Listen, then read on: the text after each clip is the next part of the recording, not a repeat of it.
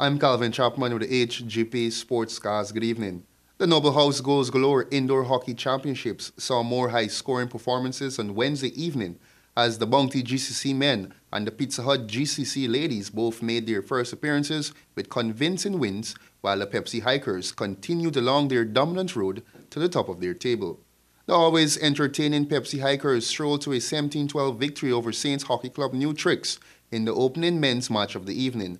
With New Tricks beginning on a +12 goal advantage, the Hikers would dominate from end to end and give a masterful demonstration of hockey to their youthful opposition. Captain Robert France topped the score sheet with 5 goals, while teammate Roddy Bramford added 4.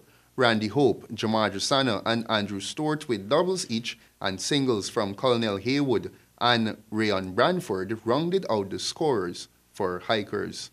Bounty GCC had a productive evening as they dominated both of their ties for the evening. First with a 19-14 win over the Hikers Hockey Club Recruits and then a 17-12 win over Saints Hockey Club Old Dogs.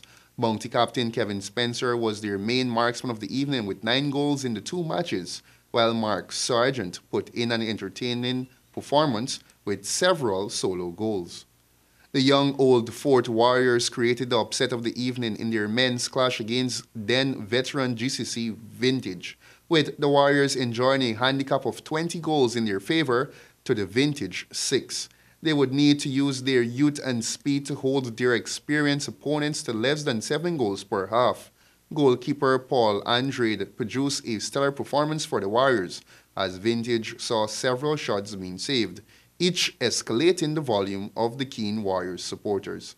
Vintage was able to score 4 goals in the last 10 minutes of the match, but still fell 2 goals shy of catching the Warriors, who would go on to celebrate a 2018 victory. The Pepsi Hikers and Bounty GCC lead the men's tables with 6 points each, while GCC Spice leads the women's pool table with 4 points, followed by Pizza Hut GCC and the Old Fort Shooting Stars. The tournament continues on Friday and Saturday of this week, with the finals scheduled to begin at 1840 hours on Saturday. The Georgetown Amateur Basketball League First, Second, and Under-23 Division, which began Sunday, continued last evening at the Burnham Court, situated on Middle and Carmichael Streets, with 2 Under-23 matchups. The first match, which began at 6:30 p.m., witnessed PACESETTERS overcoming 2016 champions Bounty Colts by 5 points. The Strong's Colts unit led the game up until the 4th quarter, until an extra push from PACESETTERS earned them the win. The second match was contested between Eagles and UG Trojans. As expected, the Eagles unit, led by senior national player Travis Belgrave, made light work of the Trojans, soaring to a 76-66 10-point victory.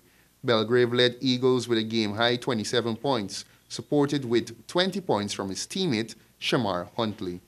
Matches continue this evening beginning at 6:30 p.m. at the Burnham Basketball Court, when Eagles play UG Trojans again, this time in 2nd Division action.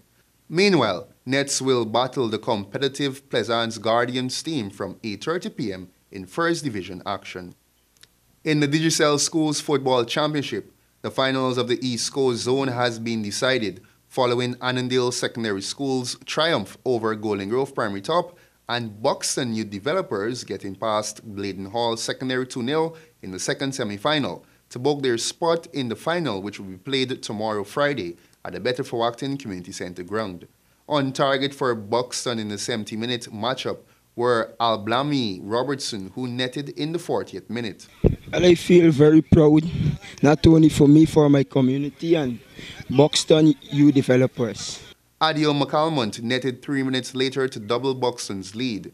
The youth sent caution to his teammates as they will come against 2016 East Coast champions Annandale in the final on Friday. Yeah, my experience with the game was good because I know that once we play around the ball, we're going to get the goals and get what we want.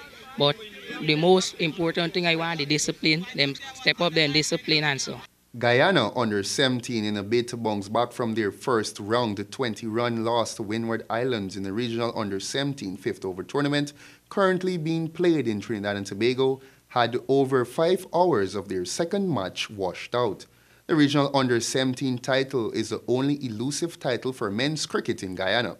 Leeward Islands won the toss and decided to bowl first.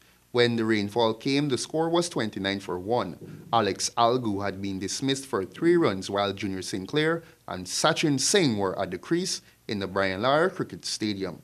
The covers came off at 15:30 hours. The result of Guyana's second round game against Leeward Islands in the under-17 regional 5th over tournament will be brought to you in tomorrow's Sportscast.